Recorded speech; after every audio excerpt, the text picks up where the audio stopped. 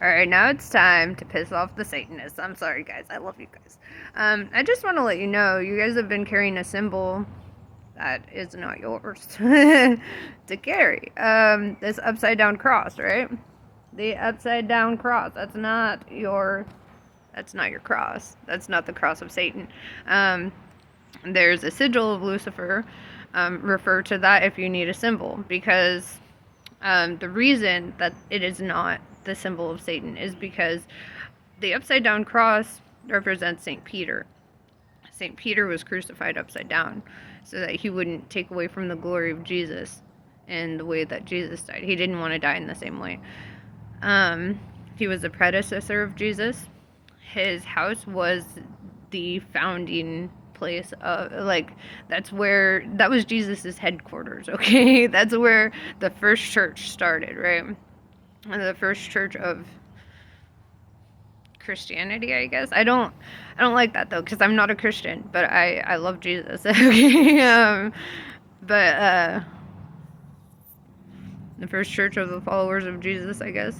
Yeah, so basically, what's interesting about that is if we go to the book of Matthew talks about, like, if you build your home in sand, the storm will come, it'll fall. I'm paraphrasing hella bad. But if you build your house on a rock, the storm comes and it will not take your home because your foundation is so strong. Your house was built on a rock, right? You need that strong foundation. Peter's name, Peter, means the rock, right? The rock. And it's ironic that his house was the foundation of Jesus's messages, right? His teachings. Jesus hung out there all the time. He was reading the fridge. He was crashing on the couch. It was a whole thing. St. Peter was actually really wealthy. He had many boats. He was a fisherman. He had many boats. He was a trader, not a traitor, but he traded fish. Okay. And his brother Andrew was actually a disciple before he was. But that's neither here nor there. St. Peter was the predecessor of Jesus, right? We all know Jesus's favorite was Mary Magdalene, right? Jesus had them rose-colored glasses on, He's like, look at this woman, just being fucking amazing. Jesus, with Mary Magdalene, he showed how it doesn't matter where the background is. We'll talk about Mary Magdalene on a whole other thing. I'll talk about all the disciples. How about that? Today we're talking about St. Peter. So yeah, he was the foundation of the teachings of Jesus, or his home was the foundation of the teachings of Jesus, right? They would all convene there. They would all raid the kitchen. They'd all crash on the couch. Yeah, and St. Peter actually watched his wife get martyred. It fucked him up, You don't really hear a lot of mention about her in the Bible except for that.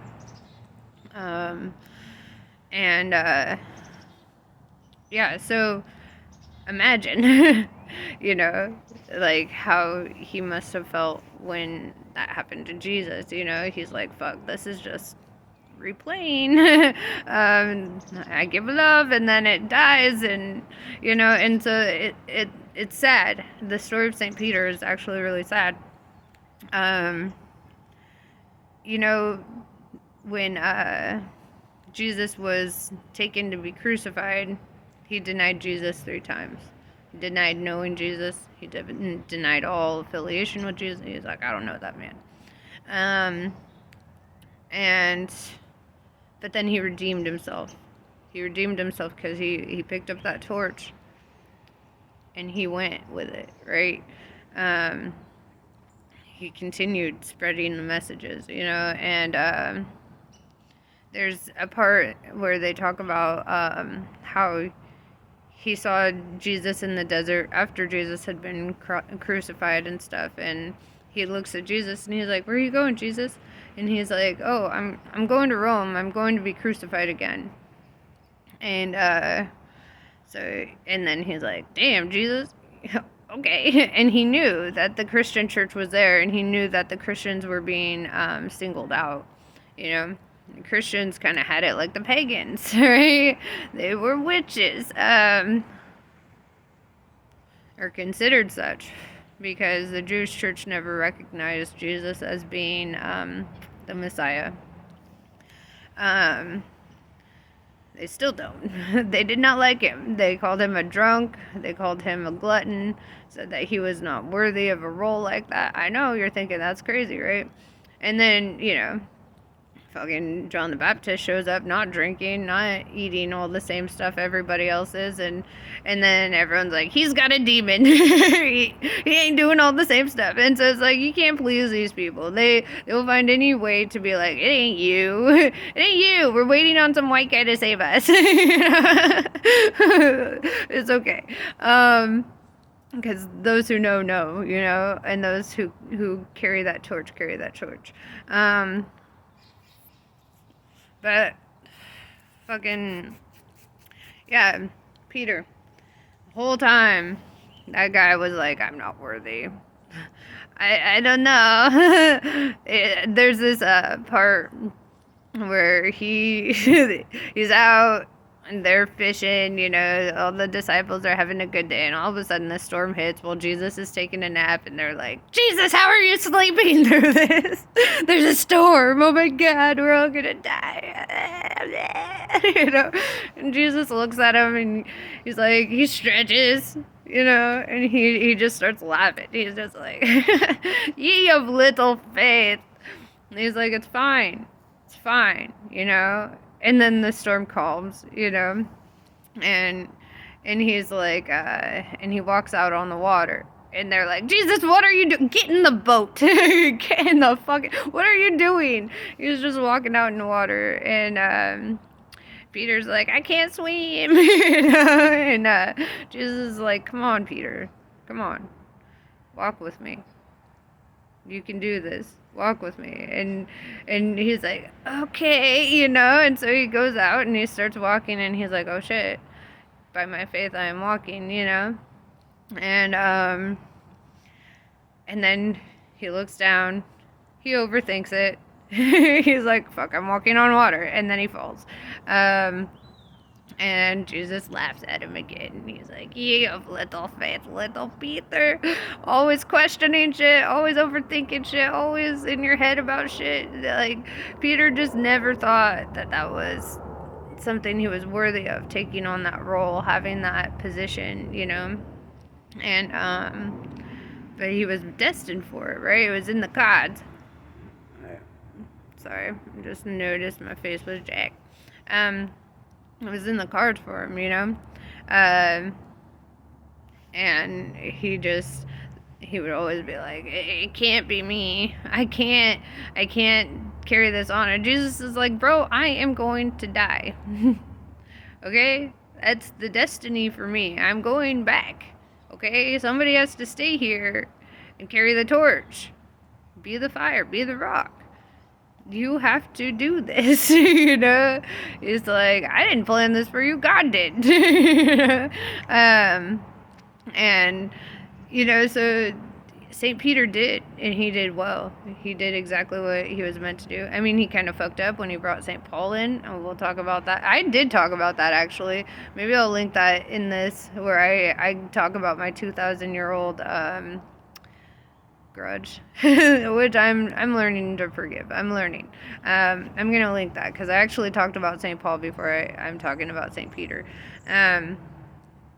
But St. Peter was filled with doubt, filled with it. Always like, I'm not worthy. I can't do this. And oftentimes I feel like we feel that. We can relate to that sense of like, how are we going to walk on water? How are we going to make the impossible happen? How are we going to, achieve something so great, And just knowing that, like, you have an army of descent or of ancestors, spirit guides, angels, all this divine support on your side, just at all times, helping you along the way. That's a hard thing to swallow, a hard pill to swallow, right? Because you don't see it with your naked eye. You feel it in the actions. You feel it in the little miracles that happen around you. When the impossible is achieved, when you realize that, like, your battles are fought and won for you before you ever hit the battlefield, you realize that, like, certain energies, certain people, like, even though you might be like, oh, it's got to be this one, they're taken out of your life for a reason, right? Because they bring out a demonic side of you or something, you know, and they stray you from your path. So sometimes we're upset when we lose relationships or we lose friendships or whatever the case is. But that's kind of where you need to have a little faith in understanding that your path does not line up with theirs. Your destiny does not line up with theirs. You know, if you choose a higher path, if you choose to live with purpose, you cannot surround yourself with people who choose not to. You cannot entertain energies of people who choose not to expand and grow, right? And that's where St. Peter had to kind of come to a realization. He had to drop everything, right? He had to drop his riches. He had to drop his family. He had to drop everything.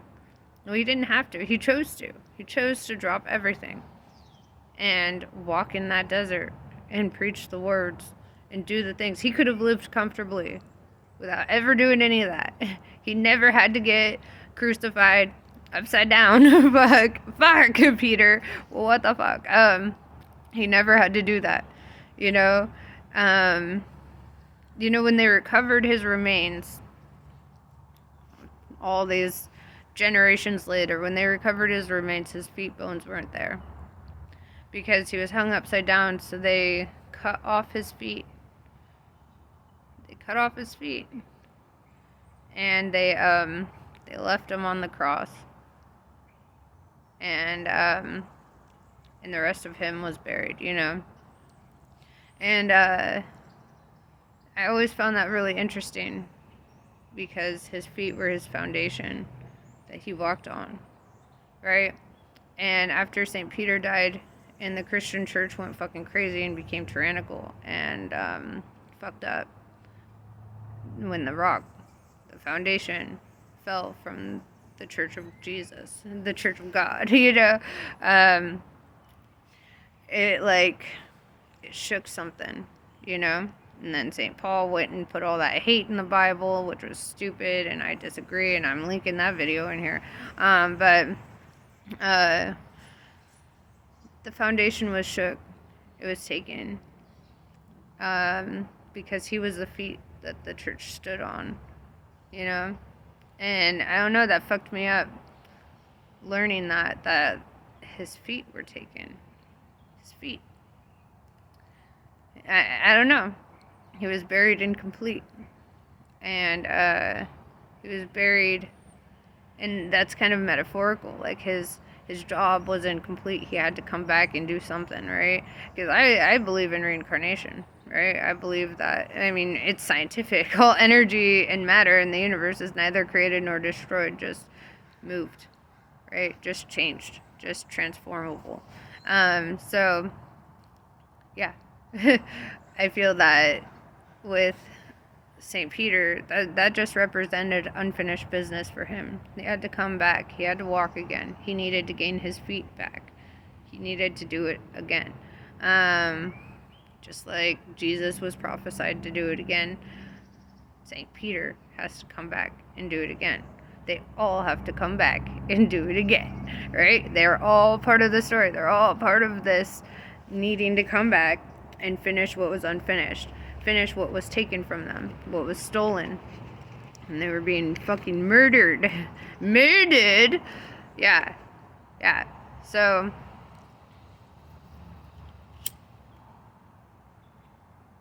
when you feel a sense of purpose, and you feel that past life regression coming through, and you feel like, oh fuck, this is it, you know? maybe your purpose is bigger. Maybe you're, it's like, I think it was the book of Matthew or Mark or something, but they're talking about those who are chosen, right? You live in the world, but you are not of the world, right? And that's why they had to leave their worldly possessions. That's why they had to leave their earthly desires. That's why they had to shed themselves of the pleasures of the humans, because they were not the same. Right? They were the star seeds. They were the light workers coming here, participating in the world, having a human experience, but not being of this world, and always feeling that, always feeling different, always feeling like, I'm not from here, I'm weird. And people will tell you that, right? If you know if I'm talking to you, people will tell you, you're weird, you're different. I hear that all the time. You're weird, you're different, your energy's weird, you're different. And you'll feel that, and you're like, I don't mix. It's like oil and water. I don't mix here. And I'm not meant to mix here. I'm meant to stand alone. I'm meant to stand apart. I'm meant to do something else here, And that's a fucking big thing, Because growing up, you might feel like outcasted or misunderstood, and people go out of their way to hate on you because you're different, because you're not the same, It's like being a bonobo. I explained this to my friend. It's like being a bonobo raised by chimpanzees, right? And the chimpanzees have that primal aggro nature about them where they're just like, let's fucking fight until we die, And the bonobos have a different nature, right? They don't fight. Anytime they meet somebody, they have sex. Anytime they are about to feel like beef with somebody, they have sex. They build allies, right? They spread love in a kind of a primal form, It's kind of primal because they use it like, they're very primal beings still, but they love is literally the foundation of the bonobos, right? And so imagine being a bonobo, looking like a chimpanzee, smelling like a chimpanzee, being around the chimpanzees, being raised by chimpanzees, and everyone's like, you're fucking different. You're spreading love and light, and everybody else is ready for war and destruction. Everybody else is waiting for the world to end, and you're sitting here looking at paradise. You're sitting here like, you know what, this could be great. We just have to all kind of come together. And that's what I feel like it was like for St. Peter. That's what I feel like it's like for all the disciples, or all chosen, or all light workers, all the star seeds, all the ones who are not of here, but they're here, And it's like they have a different relationship with the earth, too. Humans, the narcissistic humans, the unfeeling, the ones that lack empathy, right? That's the fucked up part. The ones that lack empathy, they're ruling the world right now, right? And they tell you, oh, you want to move up in the world, you got to be like this. You got to not fucking care about people. You got to take care of yourself, and blah, blah, blah, And we're like, what? Well, we need them. We need everyone. We need to care about people. A chain is only as strong as its weakest link. We need to have everybody on board. We need to have everyone strong. Or, so they try to take care of the weaker among them, right?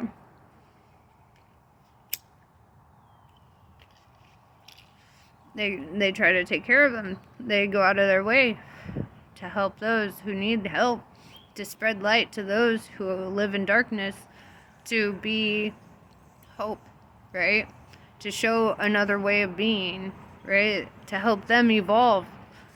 Because they're different. They're different. But how do you can't put empathy into something that has no empathy. You can't force the nature of something into something that it's not their nature, right? And when you're different. When you're set apart. When you're sitting there trying to gather intel and intellect and you're like you're a messenger for the divine, you know? You're here for Judgment Day. You're here so that the divine can know, because that's the test, how they treat you. Whether or not they choose ascendance or to go back, stay stagnant, stay put, stay in their lower vibrational nature, right? They all get a choice, and they get a choice with us. They get a choice with how they treat us. They get a choice with how they work with us, how they communicate with us. And you betray somebody who's a light worker, and the whole fucking divine comes down. Comes down on your ass, right? And that's what happened when St. Peter died. The divine came down on some asses, right? When Jesus died, the divine came down on some asses. You fuck with the foundation that God put here. And the divine comes down on your ass. That's why you had 2,000 years of tribulations. That's why you had 2,000 years of suffering, of war and famine and pestilence and death, right? Because we know that we are spiritual beings having a human experience. We don't die. They are human beings that have an opportunity to have a spiritual experience, and they die, and that's why they're scared of death, right? That's why it fucks them up, the idea of death, dying. They're like, I'm not forever, you know, go have your existential crisis. You know, go have it. Because when you realize you're 99.99999 onward percent energy in a fraction of 1% actual matter, you realize you are eternal, because energy never dies. Never dies, and it was never born. It's eternal. It's infinite as a Fibonacci spiral, right? It just keeps going. It just keeps teaching. It just keeps helping you grow. Some people, they get so stuck in their identity as a human that they don't get to see that they're a spiritual being, and they're the young souls. They're gonna have to keep coming back, doing the same shit, living in fear and doubt and worry and stress. And that's why they keep coming back for these lessons. That's why they keep coming back for the hardships, right? And light workers have some unfinished business here. They see what they are. They know what they are. They know that they're not of this world. Therefore, this world cannot kill them. That's why they don't live in fear. That's why they don't live in doubt. That's why they live always knowing the purpose and knowing that home is not here. Home is inside, you know? And it's a whole fucking thing. And I know I said I'm not a Christian, and I'm not. Neither was Jesus. Jesus was a mystic. Jesus was an alchemist. Jesus was called a witch by the Jewish church, right? So he grew up in Egypt, learning about Horus and Thoth, learning about Isis and Osiris, right? He was in this world, but not of this world. Just like we are in this world and not of this world. If you found this message, I feel like it resonates with you because you understand that in your soul, right? Because only like energy attracts like energy, right? And so, pick up your fucking torch. Because we're all Jesus now. We all doing the work now. We're all spreading the messages now. We're all saving people now. And those who don't want to be saved won't be saved. Dust your fucking feet off and keep going. Find the ones. Find the ones. The other starseeds, the other light workers, the other ones that are in this world but not of this world. because they're out there. They're just hard as fuck to find because they're all fucking hermits. They hide from you. They hide from the world because the world's energy is so fucked up. You will find them inside their mind. You will find them by doing things like this, by reaching out and seeking them, right? That's why Jesus did what he did. He was seeking the 144,000. He was seeking those who would bring peace to earth because they have a different connection to earth. We are friends to the earth. We love the earth. We see her as a conscious being. And she asked for help. She cried to the heavens, these parasites are destroying us. Help. That is why you are a starseed. And that is why you are here. You are here to save her, not them. And that's what I got for you. Namaste. I love you all. Have a great day.